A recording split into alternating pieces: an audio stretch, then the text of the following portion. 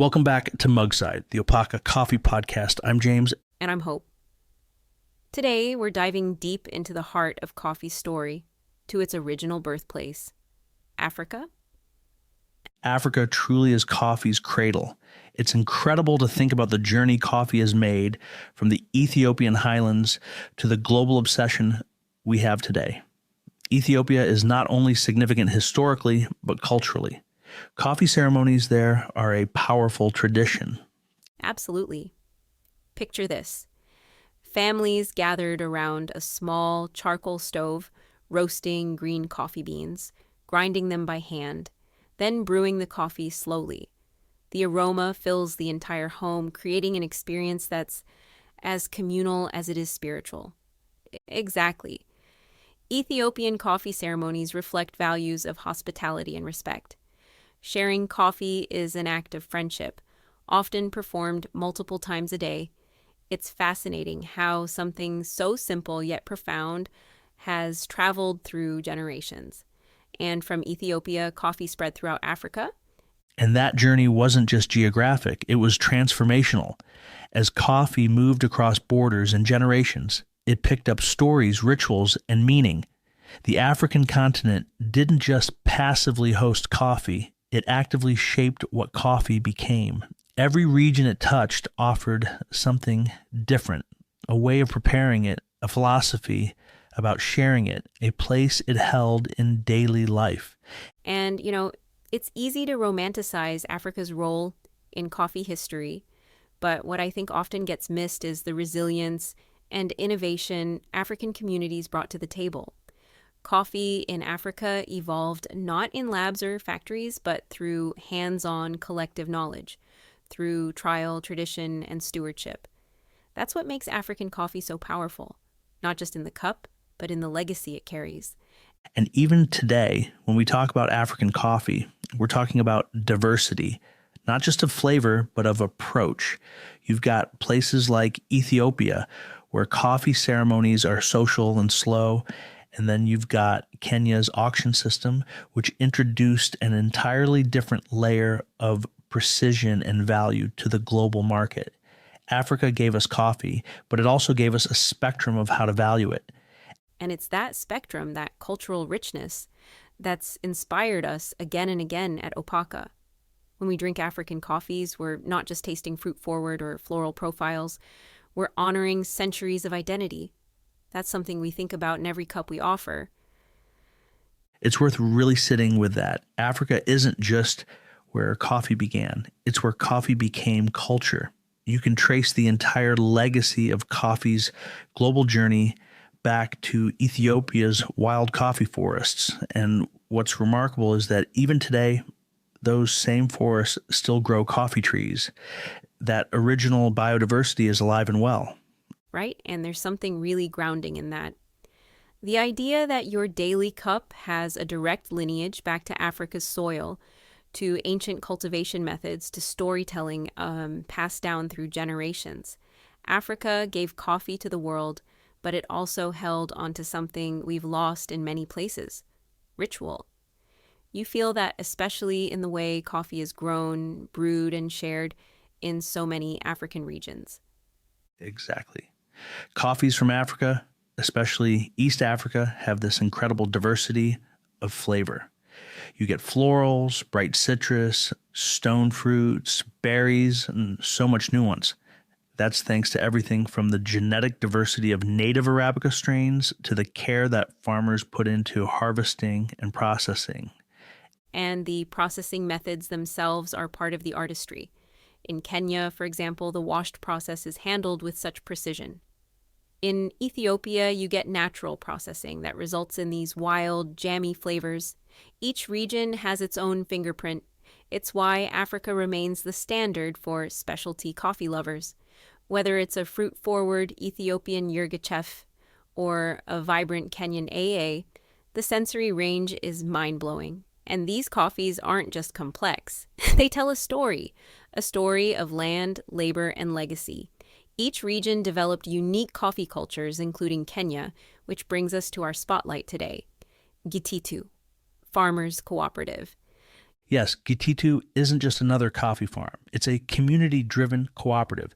Founded in the early 1970s, Gititu is one of Kenya's oldest coffee cooperatives, emphasizing sustainability and fair trade. What strikes me most about Gititu is their dedication to their community. Over 500 families rely on this cooperative for their livelihoods. Gititu focuses not just on profits, but on building a sustainable future for all. That community-centric approach is critical in coffee cultivation. And speaking of cultivation, Gititu's location plays a huge role in their coffee quality. Kiambu County, nestled in Kenya's highlands, is perfect coffee territory. High altitudes, volcanic soils, and ideal weather. High altitudes in coffee-growing regions slow down the ripening process, allowing beans to develop complex sugars and flavors. And volcanic soil, rich in nutrients, enhances the coffee's vibrancy and complexity. Let's zoom in a little more on Gititu's geography, because it's more than just pretty scenery. It's a game changer for cultivation. Gititu sits in Kiambu County, part of Kenya's central highlands, at elevations between 1,800 and 2,000 meters above sea level. That kind of altitude provides cool nights and warm days, which helps develop more sugars in the coffee cherry and slows down maturation. That's where that rich, bright acidity comes from. Exactly, and Kiambu is known for its red volcanic soil, which is incredibly fertile. That means nutrient-dense conditions for the coffee plants, encouraging healthy trees, deep root systems, and vibrant flavor development in the beans. Plus, there's consistent rainfall and predictable weather, something farmers depend on to plan their harvests. And let's not forget the surrounding ecosystem. Gititu is close to the Aberdare Range and benefits from its natural biodiversity. Shade trees, intercropping with bananas and avocados, even native bird populations. All of these play a part in the coffee's terroir. It's a microclimate that's hard to replicate. I spoke to one of the agronomists working with Gititu last year, and he told me they've been focusing a lot on soil health, natural composting, minimal chemical input, even experimenting with cover crops. It's amazing to see how traditional wisdom and modern sustainability efforts are working hand in hand. That's the magic of Gititu. It's not just about where it's grown, but how. Every decision the farmers make, from pruning schedules to fermentation techniques, is dialed in to respect the land and coax the most out of every harvest. The Gititu Gold, Opaqa's premium Kenya AA coffee, is a perfect example. It has these distinct tasting notes: green apple acidity, peach sweetness, and vanilla smoothness. Every sip tells the story of its unique environment. What I love about Gititu Gold is how accessible it is for both new coffee drinkers and experienced tasters. We sourced it not just because of its excellence in the cup, but because of the story it tells. From the highlands of Kiambu to your kitchen counter, it's a bridge between worlds. Our intention was to bring our community something bright, clean, and layered, something that felt alive on the palate. And we wanted it to be a sensory guide, a starting point for people to learn how to taste, how to notice, how to connect. Yes, that's why we say Gititu Gold isn't just a coffee. It's a conversation starter. If you're just starting your journey into specialty coffee, this is the perfect companion. It has clarity. When we say green apple acidity, we mean that crisp, tart, refreshing sharpness you get when biting into a just ripe Granny Smith. The peach comes through in the body, juicy, round, a bit floral. And the vanilla, that's what smooths it all out, tying it together into the silky, balanced finish. One of my favorite brewing methods for a Gititu Gold is the Chemex. It really brings out the high notes, the brightness, the aroma. And because the paper filter is thick, you get this extra clean cup that lets the acidity sing without distraction. But it's also incredible in a V60 if you like something a little more dynamic and quicker to brew. And I've even done it as an iced pour over. Let me tell you, that green apple brightness with a few ice cubes. Game changer on a hot day. The flavors stay crisp, not watered down. You get that sparkle on your tongue with each sip.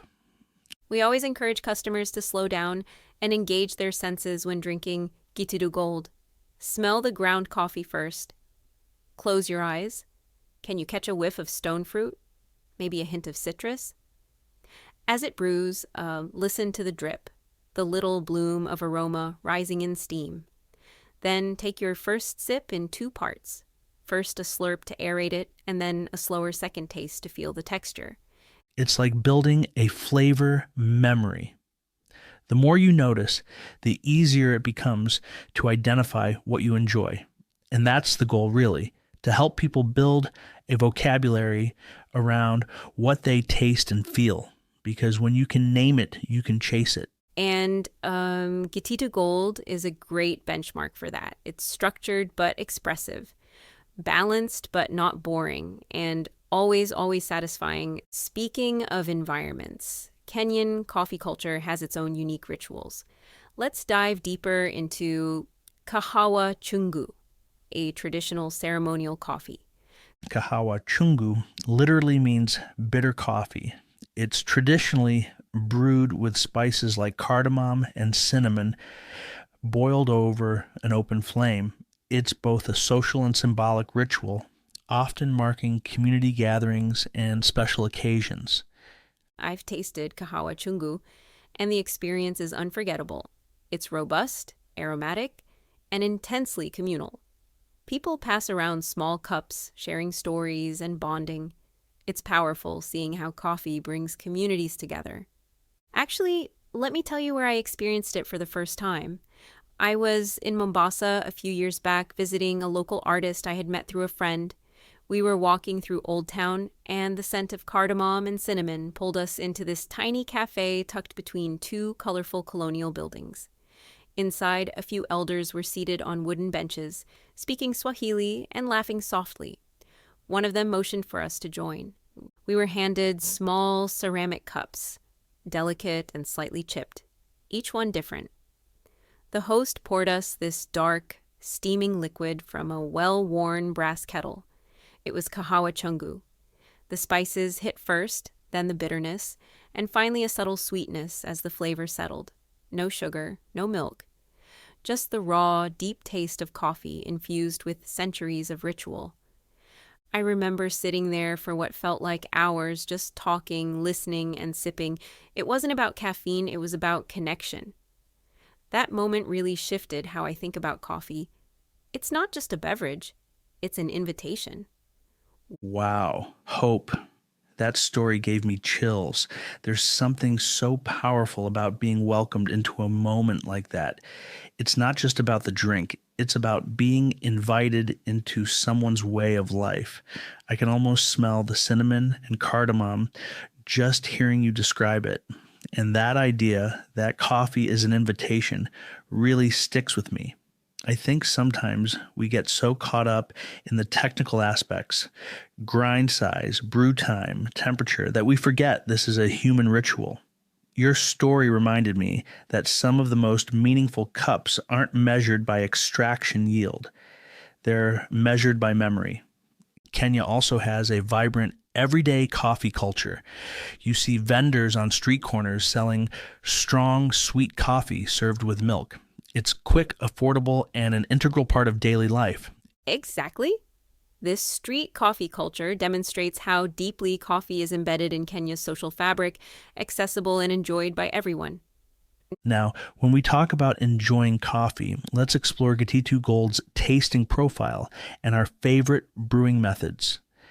Gititu Gold is special because of its versatility. For me, a pour-over highlights its green apple acidity, revealing a sweet, peachy undertone. It's vibrant, fresh, and perfect for slow sipping. And I love brewing Gititu Gold in a French press. The method brings out that smooth vanilla note and creates a rich, velvety texture. It's comforting, yet sophisticated. Experimenting with brewing methods is key. It's fascinating how different brewing styles highlight different aspects of the same coffee. Exactly. Part of our mission at Opaqa is to guide listeners to discover their perfect cup, transforming coffee from a daily routine into a meaningful sensory experience. And that mission goes beyond flavor. It's about presence. We want people to approach coffee like they would a work of art or a favorite piece of music, something that deserves attention and curiosity. That's why everything we do at Opaqa, from sourcing microlots to creating brew guides, is about helping people explore what coffee can mean to them. It's sensory, emotional, and even meditative. That's the reason we're so intentional with our coffee selections. Each offering is curated not just for its taste, but for the story it carries. We want people to feel connected to the farmer, the land, the culture. It's why we spend time understanding the communities behind each origin. When you sip a cup of Opaqa coffee, you're tasting more than flavor. You're tasting the result of care, craftsmanship, and culture. And part of that experience is education. That's why we include guides, pairings. We're here to make specialty coffee feel less intimidating and more like an adventure. You don't have to be a pro to taste like one. You just need to be curious. We also believe that daily rituals, especially ones around coffee, can become anchors. They ground us, give us rhythm, and even reset our mindset. That's the transformation we're talking about. Not just how you drink coffee, but how you live around it. And with coffees like Gititu Gold, we hope to encourage that shift. From morning autopilot to intentional moment, from utility to celebration, from grab and go to sip and stay. That's what Opaqa is all about. Absolutely, James. And I encourage everyone listening to embrace the Kenyan tradition of intentionality. Slow down, savor each step, and fully engage your senses. That intentionality enhances every aspect of your coffee journey. Every aroma, every flavor note becomes more vivid and meaningful. And this extends beyond personal rituals into communal experiences. Like Gititu, coffee creates community connections. When you share a carefully brewed cup, you're sharing culture, history, and friendship. Beautifully said. Coffee truly bridges distances, connecting us to communities around the globe. Through each cup, we honor farmers, traditions, and the rich legacy of coffee. As we wrap up, remember next week we'll explore coffee rituals around the globe, discovering more rich traditions and incredible stories. Thanks for joining us today on Mugside. Brew intentionally, savor deeply, and until next time, enjoy your coffee journey.